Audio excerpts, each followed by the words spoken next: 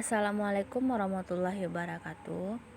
Perkenalkan, nama saya Zahratul Mulyani dari BP 19120040 kelas 4X2. Baiklah, di video kali ini saya akan menjelaskan soal dari statistik induktif soal nomor 4. Ada yang mengatakan bahwa jarak yang ditempuh sebuah mobil secara rata-rata kurang dari 20.000 km per tahun. Untuk menguji pendapatan ini, diambil sampel acak sebanyak 100 pemilik mobil dan mereka diminta untuk mencatat kilometer yang telah ditempuhnya. Ternyata, rata-rata jarak yang ditempuh adalah 23.500 km dengan simpangan baku 3.900. Apakah Anda sependapatan dengan pernyataan tersebut? Gunakan taraf signifikasi 5%. Pembahasan. Soal ini membahas pengujian hipnotis untuk satu populer rata-rata satu arah. Pengujian adalah sisi kiri dengan ukuran sampai besar sehingga kita menggunakan tabel-tabel kumulatif sebagai alat bantu menghitung nilai-nilai tabel. Diketahui X jarak yang ditempuh semua mobil, UO 2000, N100, OX 3900 dan X 23500. Ditanya, ujian hipotesis bahwa rata-rata yang ditempuh sebuah mobil kurang dari 20 km. Hipotesis uji satu arah HO diduga rata-rata jarak tempuh sebuah mobil adalah OH lebih dari atau sama dengan 20 km. HA diduga rata-rata tempuh sebuah mobil adalah kurang dari 20.000 km atau HO U besar 20.000, HA U kecil 20.000. Menentukan nilai A, dipilih A 5% sama dengan 0,05. 3. Menentukan statistik uji. Dalam hal ini kita menggunakan pengujian rata-rata, sampel hitung rata-rata sampai sudah ada di soal. X 23.500. Hitung simpangan baku standar deviasi sampel. OX O per N akar N 3.900 per akar 100 sama dengan 390. 4. Menghitung statistik ZB X kurang UO per OX 20.000 kurang 23.500 per 390, 897. 8,97. 5. Kesimpulan. Menghitung Z tabel. ZA sama dengan Z 0,05 sama dengan min 1,64. Menarik kesimpulannya, ZB sama dengan min 8,97 kecil tabel sama dengan min 1,64. HO di kesimpulannya bahwa HA diterima yaitu rata-rata jarak tempuh sebuah mobil kurang dari 23 km.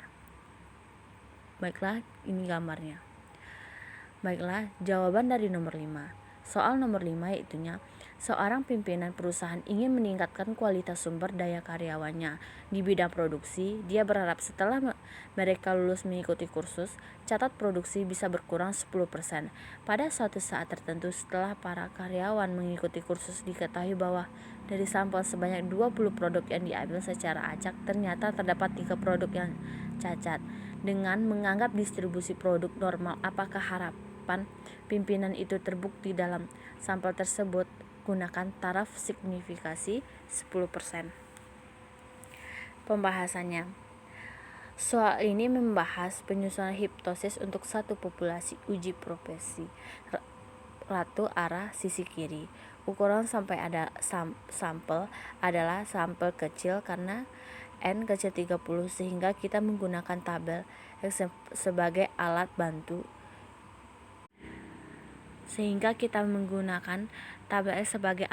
menghitung nilai T. Diketahui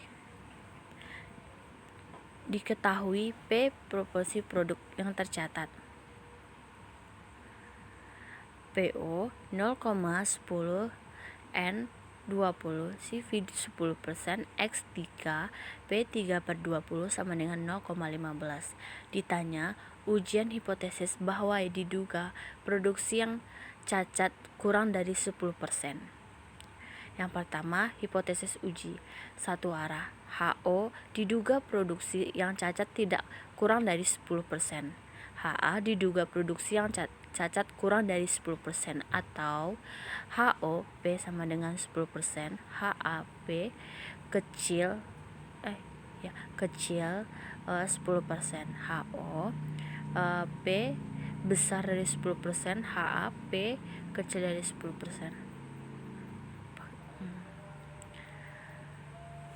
Menentukan nilai A dipilih dari A 10% sama dengan 0,1. Yang ketiga, menentukan statistik uji. Dalam hal ini kita menggunakan pengujian proporsi satu sampel, hitung rata-rata sampel. P sama dengan 0,15. Hitunglah simpangan baku atau standar deviasi sampel. OP PN 1 kurang PA per OP sama dengan 0,1/1 kurang 0,1/20, 0,9/20 dalam akar. Hasilnya 0,067. Yang keempat, menghitung statistik uji. P kurang PO per O per P sama dengan 0,15 kurang 0,10 per 0,067 sama dengan 0,05 per 0,067 sama dengan 0,75. Menghitung tabel dengan nilai A 10% dan DF 20 kurang 1 sama dengan 19.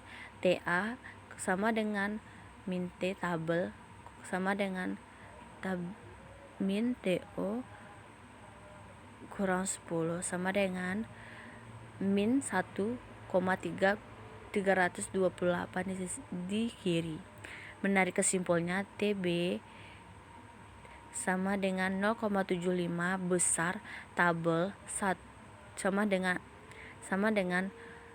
min 1,328.